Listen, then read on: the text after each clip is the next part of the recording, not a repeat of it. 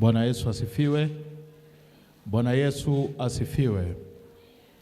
Basi nachukua nafasi hii kuwakaribisha tena jioni ya leo katika kipindi kinachofuata cha afya. Tutakuwa na dakika 20 za kujadili afya, na leo kitaletwa kwetu na Dr. Mwaijekule. Karibu Dr. kwa ajili ya presentation, na baada ya hapo tutawajulisha kitakachofuata. Bwana awe pamoja nanyi.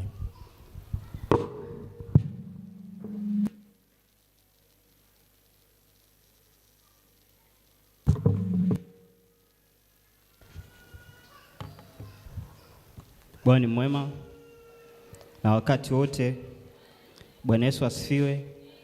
Bwana ni mwema na wakati wote. Amina. Kwa kuanza kipindi chetu, tufumbe macho tupate kuomba. Mtakatifu, mtakatifu, mtakatifu, Baba jedwali wa vita, tunasema asante kwa masaa ya jioni. Tazamana na binti zako tumekusanyika masaa ya kutafuta wewe. Katika muda huu tunaenda kujifunza somo la afya. Naomba uweze kutusaidia, uweze kuwa pamoja nasi toka mwanzo mpaka mwisho. Kwa jina la Yesu Kristo nakushukuru. Amina.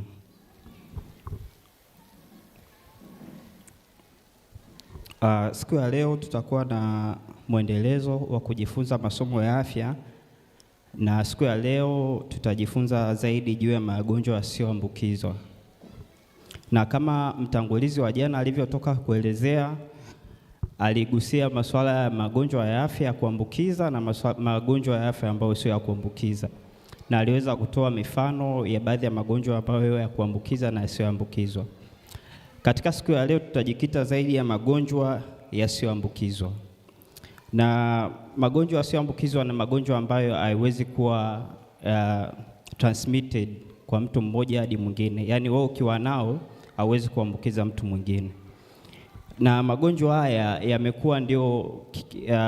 yamekuwa ndio yakiongoza katika kipindi hiki.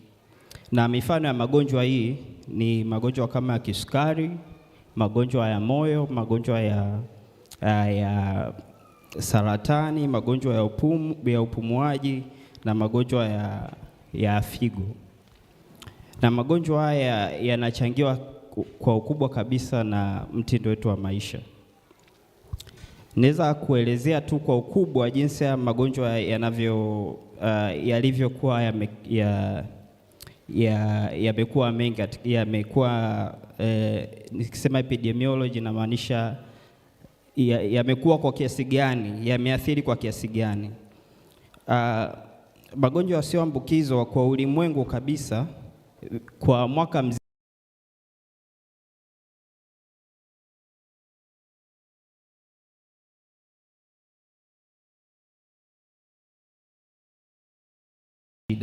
lakini pia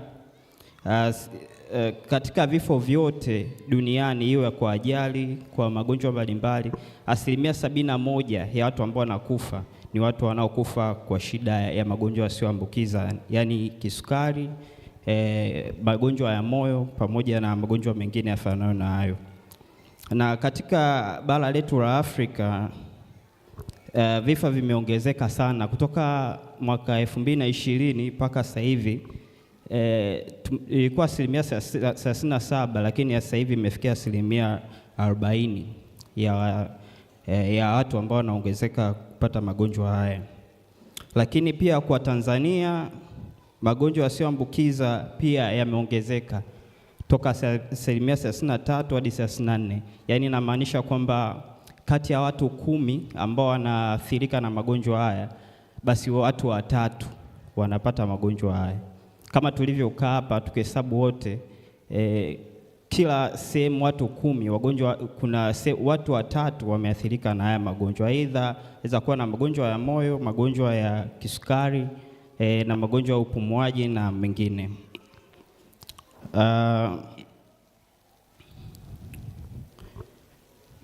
Na pia haya magonjwa yakipata watu huwa yanaleta majanga mbalimbali.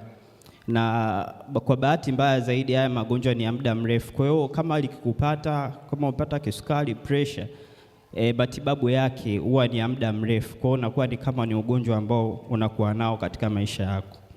Na pia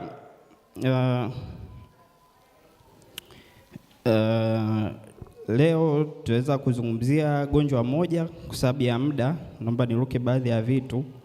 Nitaenda kuzungumzia ugonjwa unaitwa hypertension au shinikizo la juu la damu. Shinikizo la juu la damu hutokea pale nguvu ya damu inayosukuma kwenye kuta za mishipa inapokuwa kubwa kuliko kawaida. Labda tunaweza tukafikiria kwamba kuna bomba pale, ukaweka ukinzani, nadhani utaona maji yanavyotoka kwa pressure kubwa. Hivyo hivyo katika mishipa ya damu, kunapokuwa na ukinzani wowote ambao unaathiri mzunguko wa damu kwenda vizuri, pressure pale ndio inapotokea. Na kwa kawaida pressure ili uweze kuigundua ina kipimo chake, na wengi nadhani tumeshapima pressure. Ukienda hospitali unapima pressure, kuna kifaa na kufunga tu hapa na wanakupima hizi. Na pressure hizi zinatakiwa nizo na ukomo wake. Ukomo kabisa wa pressure ya kawaida unatakiwa uwe 120/80, na hii pressure yote ambayo inakuwa recorded inakuwa katika pressure mbili. Kuna systolic pressure, ndio ile ya kwanza inakuwa juu, lakini kuna kwa diastolic pressure. Kwa hiyo pressure ya kawaida ya mwanadamu inatakiwa iwe 120/80 kushuka chini, lakini pressure yako ikiwa kubwa kuanzia hapo kwenda juu, tunazigroup katika magroup matatu. Either unaweza kuwa ni pre-hypertensive, yani upo kwenye hali ya tahadhari, au unaweza kuwa katika grade 1 ya shinikizo la damu au grade 2. Pre-hypertensive au hali ya tahadhari, kwamba wewe una pressure yako ikiwa juu ya 120 hadi 139, na pia vile pressure ya chini ikiwa 80 hadi 89, hapo tunakuita ni pre-hypertensive, yani upo kwenye tahadhari ya kupata shinikizo la juu la damu. Na pia grade 1 ni 140 mpaka 159 kwa pressure ile ya juu, lakini ile ya chini ni 90 mpaka 99. Lakini grade ya mwisho kabisa, grade 2, tunasema hii ni kuanzia 160 na kuendelea huko juu 180, ambayo ikizidi kabisa huko juu 180 na kuendelea, huyu mtu anaweza akapata shida zaidi. Na kuna kitu kinaitwa end organ damage. Kuna zile baadhi ya organ muhimu katika mwili wa binadamu kama brain, ubongo, figo, macho, yote yanaweza kuathirika hii pressure ikiwa juu zaidi ya hapo. Na wagonjwa wengi wanakuja kilalamika kichwa, maumivu ya tumbo na kadhalika. Tutaenda kuangalia nini ambacho kinasababisha pressure kuwa kubwa. Kuna aina mbili za pressure. Pressure ya kwanza, kuna primary au aina ya kwanza inaitwa primary hypertension, lakini kuna aina nyingine inaitwa secondary hypertension au aina ya pili. Hii primary hypertension au aina ya kwanza ya pressure haina cause, yani haieleweki cause yake, lakini kuna watu baadhi wanasema kwamba kadri unavyokuwa kuanzia miaka 35 kwenda juu, mwili wako una undergo changes mbalimbali, yani unabadilika. Katika umri wa ujana au seli zetu zinakuwa zinajigawanya muda mrefu na tunazidi kukua, lakini katika umri kuanzia 35 kwenda huku kuanzia 30 ku 35 kwenda juu, mwili unaanza kuundergo changes za seli, baadhi ya seli zinapungua, zinakufa. Yani ile rate ya kuongezeka kwa seli inakuwa ndogo kuliko rate ya kuzalishwa. baadhi ya watu wanasema kwamba kadri unavyokuwa mishipa ya damu pia huwa inakakamaa, na ikikamaa ile uwezo wa damu kupita kama mara ya kwanza ikiwa smooth inakuwa ni imeathirika. Na pia aina ya pili na hii aina ya kwanza ndio inaathiri watu wengi sana, 95%. Ndio ana watu wengi kuanzia miaka ya 35 kwenda mbele yani anaenda tu hospitali anaambiwa bwana wewe una pressure. Lakini akiambia imekuwaje dini na pressure? Naona anaanza kujiuliza maswali mengi. Kwa hiyo ni silent disease, yani ni ugonjwa ambao unakuja kimya kimya. Yeah. Kuna aina ya pili ni secondary hypertension.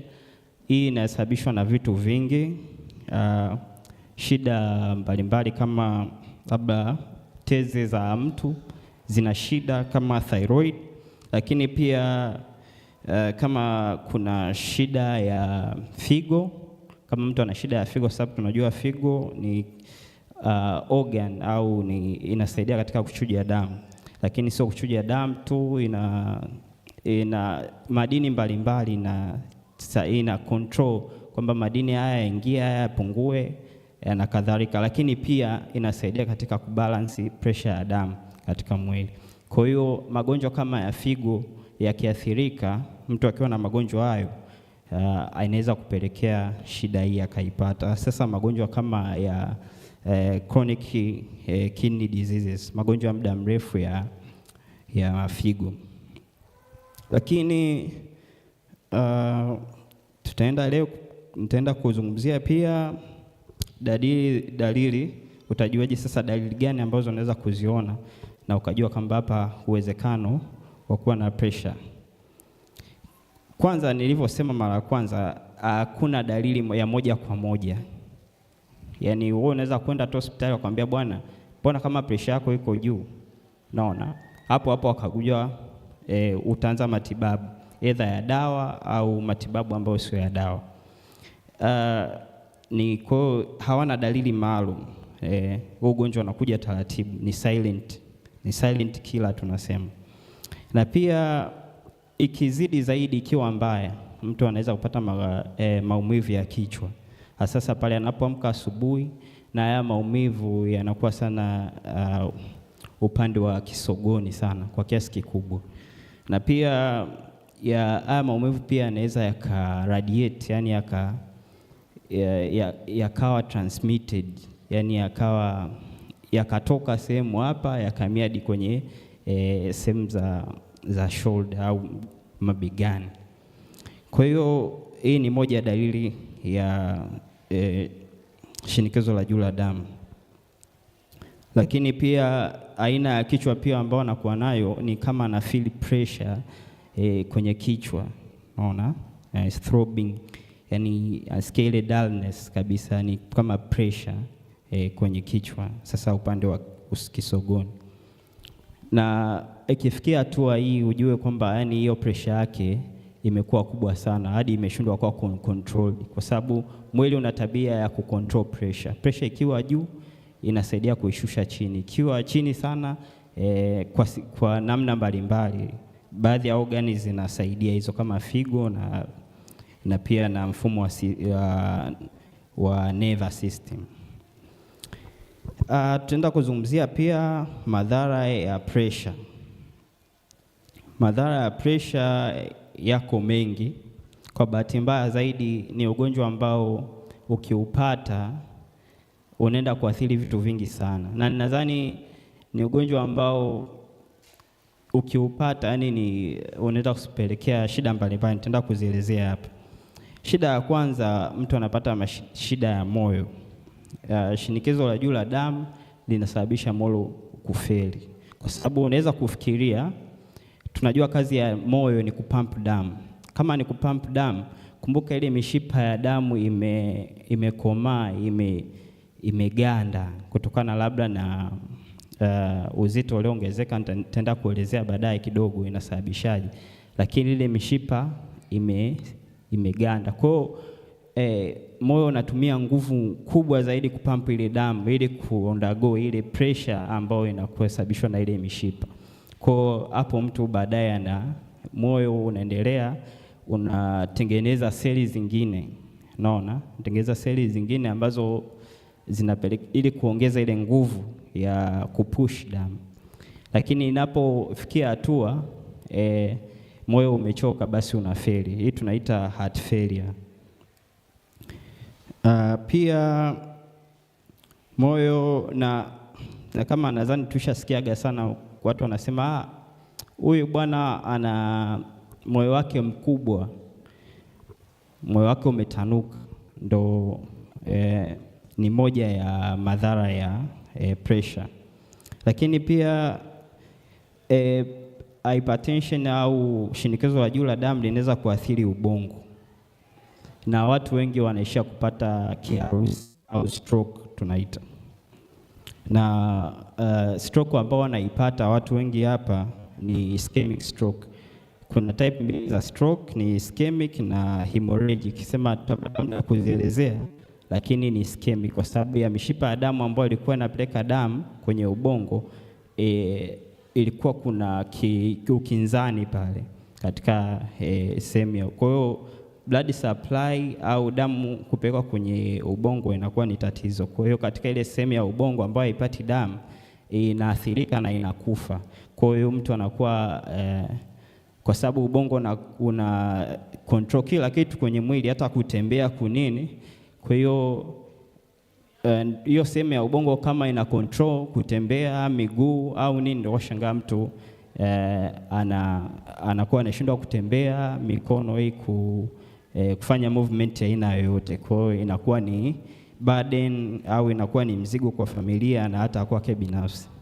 Lakini pia shinikizo la juu la damu linaweza kuathiri macho, kwa sababu macho kama tunavyojua ni organ ambayo ni nyeti na inasaidia katika kuona. Kwa hiyo mishipa yake ni midogo midogo sana. Kwa hiyo inapopata pressure kubwa, mwishowe inaweza kupelekea uharibifu wa mishipa hiyo, na hatimaye mtu anaweza kupata matatizo makubwa na hata baadaye akakosa kuona. Lakini pia ingine shinikizo la juu la damu inaweza kusababisha kufeli kwa figo. Pressure inapokuwa kubwa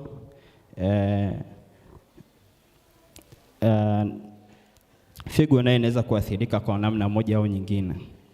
Lakini pia sasa, nini cha kufanya ili kuzuia shida hii ya pressure? Cha kwanza kabisa, nianze kwanza kwa watu ambao wameshapata. Kuna watu ambao hawajapata na wengine wameshapata. Kwa watu ambao wameshapata, kitu cha kwanza kabisa ufuate maelekezo unayopewa, hasa ya matumizi ya dawa. Watu wengi kwenye dawa baadaye wanaacha dawa, kutumia dawa. Kwa hiyo unakuta anaona kama akipima anaambia bwana, mbona iko vizuri tu, lakini anaacha kutumia dawa, lakini kumbe dawa zilikuwa zinamsaidia. Inafikia hatua anaacha kabisa kutumia dawa. Ndio na baadaye kabisa watu wanakuja tayari ameenda kwenye shida kubwa kama kupata kiharusi na vitu vingine. Lakini pia kitu kingine, fanya mazoezi.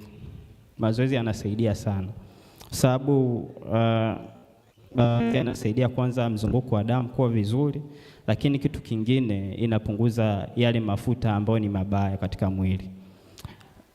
Wengi ni wafanyakazi, wengi ni wanaenda makazini, na wachache sana ambao au wengine ni wakulima. At least hao ambao wakulima kidogo inaweza ikawa favor, lakini hao wafanyakazi anatoka nyumbani na gari, anaenda ofisini, anakaa, anakula, fanyi mazoezi yoyote, hao anapenyewa hapo katika shida kubwa ya kupata. Kwa sababu unapokula ufanyi mazoezi, ile nguvu ambayo unaipata au glucose kwenye mwili inakuwa haina sehemu ya kwenda. Kwa hiyo mwili unalazimika kuibadilisha ile glucose kuwa mafuta. Kwa hiyo mafuta yanaenda kuhifadhiwa katika sehemu mbalimbali katika mwili. Ndio wanakuta watu wana vitambi, wana vitu kama hivyo. Au ni mafuta, kwa sababu ile glucose ambayo ilikuwa inajaa kwenye mwili ilikuwa ina kazi tena. Kwa hiyo inabidi ini libadilishe ile glucose iende katika mafuta haya yanaenda sehemu mbalimbali. Kwa hiyo mafuta haya yakizidi, mengine yanaenda kuganda kwenye mishipa ya damu. Kwenye mishipa ya damu ikiganda, nimetolea mfano kama bombani pale, ukaweka ukinzani hapa, utaona ile pressure ya maji inavyokuwa kubwa. Vile vile hata kwenye mishipa ya damu ukikuwa na hivyo vizuizi kama mafuta na vitu vingine, vinaweza kusababisha shida ya pressure. Kwa hiyo kufanya mazoezi kunasaidia. Na malizia hapa pia kupunguza uzito uliokithiri. Nadhani kuna kitu kinaitwa BMI, ni kuangalia urefu wako na uzito wako, uwiano wake.